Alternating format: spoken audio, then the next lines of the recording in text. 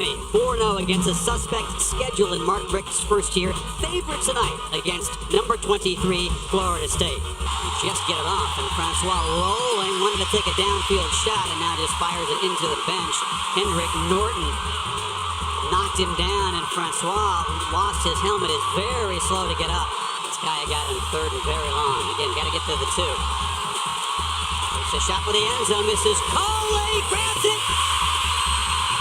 No signal, out of bounds, incomplete. At review, the receiver's left foot was in bounds when the ball was picked. Two tight ends.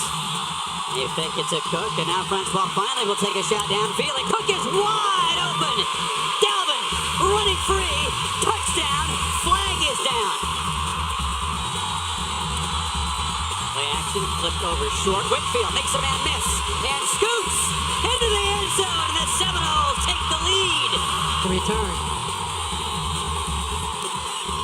Gets away a kick, and Berrios, no fair catch, cuts it back.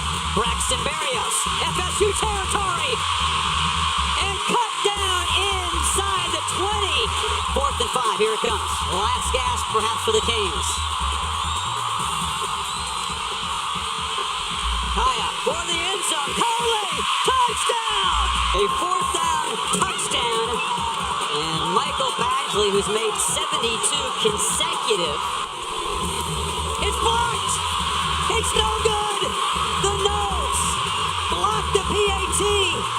And Badgley's streak ends at 72 in a row. And this Florida State team's going to improve to 4-2. They get their first conference win. And Fisher still perfect against Miami.